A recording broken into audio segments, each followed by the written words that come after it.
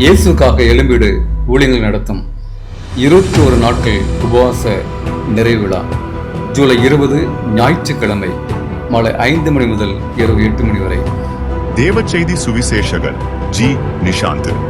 என் கூட நல்லவர் இருக்கிறனால அந்த கெட்டவனால எனக்குள்ள இருக்க முடியாது. எல்லா மாதமும் 3வது ஞாயிற்றுக்கிழமை. இடம் Zion complex Pammal, main road, Muthamizh Nagar, Pammal, Chennai 6,775.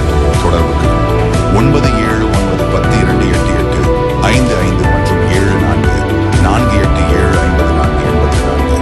அனைவரையும் அன்புடன் அழைக்கின்றோம். பாருங்கள், பங்கு பெறுங்கள். கர்த்தருக்குள் அன்பான தேவ பிள்ளைகளே, ஆண்டவரும் இரட்சகரும் ஆகிய இயேசுவின் நாமத்தில் உங்களுக்கு என் அன்பின் வாழ்த்துக்கள்.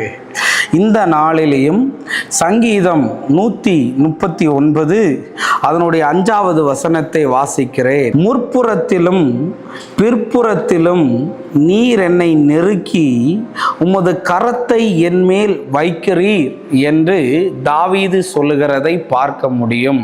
இன்னைக்கு என் மெசேஜோடைய தலைப்பே என்ன தெரியுமா? நடுக்கடலின் அனுபவம் இருக்குதா உங்களுக்கு அப்படின்னு பேச விரும்புகிறேன். நிறைய பேர் என்கிட்ட கேட்குறீங்க, நிஷாந்த் அண்ணனுக்கு, நிஷாந்த் பிரதருக்கு எப்படி தான் இப்படி மெசேஜோடைய டாபிக்கு கிடைக்குதோன்னு. எல்லாம் தேவ கிருபையே என்று மாத்திரம்தான் நான் சொல்லுவேன். தாவீது சொல்றாரு, எனக்கு முன்னாடியும் நெருக்கம் பின்னாடியும் நெருக்கம், ஆனாலும் உங்க கரம் மட்டும் என் மேல இருக்குதுன்னு. அன்னைக்கு இஸ்ரவேல் ஜனங்கள் எகிப்திலிருந்து கானானுக்கு வரும்போது பின்னாடி பார்வோனுடைய சேனை துரத்துகிறது, முன்னாடி செங்கடல் இருக்கிறது. முன்னாடியும் நெருக்கம் பின்னாடியும் நெருக்கம்.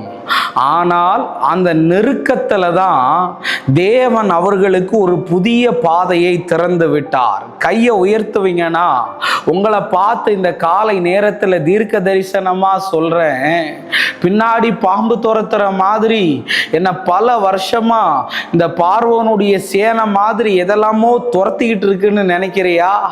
முன்னாடி வழிவிட முடியாதபடி ஒரு செங்கடல் இருக்குது, வழியே தெரியல, வாழ்றதுக்கு போகிறதுக்கு நடக்கிறதுக்குன்னு சொல்றியா?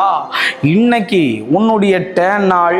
இன்னைக்கு ஆண்டவர் சொல்றாரு, யாருக்கும் தெரியாத ஒரு வழியை, முற்புறத்திலும் பிற்புறத்திலும் நெருக்கத்தை அனுபவித்தவர்களுக்காய் திறந்து கொடுத்தது மாதிரி இன்னைக்கு முன்னாடியே நெருக்கம் பின்னாடியே நெருக்கத்தோட இருக்கிற உனக்காக தேவன் புது பாதையை திறப்பார். அதனாலதான் சொன்னேன், நடுக்கடலில் வழி இருக்குதுன்னு. அன்னைக்கு சீஷர்களெல்லாம் வாங்க அக்கறையிலிருந்து இக்கரைக்கு போவோன்னு ஆண்டவர் கூப்பிட்ட போது ஆண்டவர் இருக்கிறார்னு நம்பி படகுல ஏறினாங்க.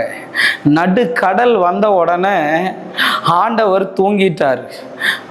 அதுவரையும் முழிச்சிருந்தவர் நடுக்கடல் வந்த உடனே இவங்களுக்கு பிரச்சனை வரும்போது, போராட்டம் வரும்போது தூங்கிட்டார்.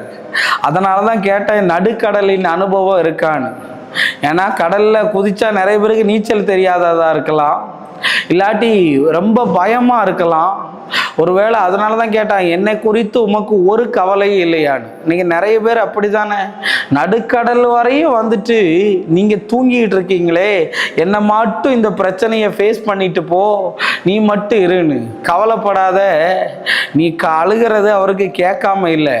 சரியான நேரத்தில் அவர் எழும்பி காற்றையும் கடலையும் பார்த்து இறையாதே அமைதலா இருன்னு சொன்னாராம்.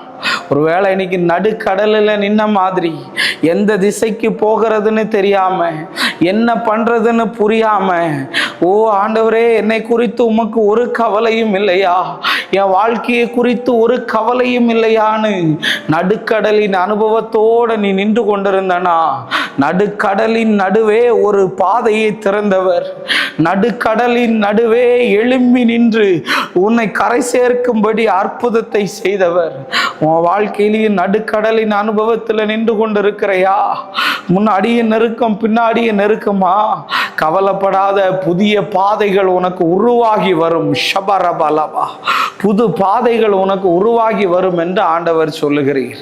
எல்லா தடைகளையும் ஆண்டவர் மாற்றுவீராக. ஒரு பெரிய அற்புதத்தை செய்யும்.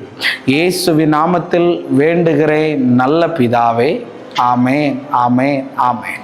God bless you. கர்த்தர் உங்களை ஆசீர்வதிப்பார்.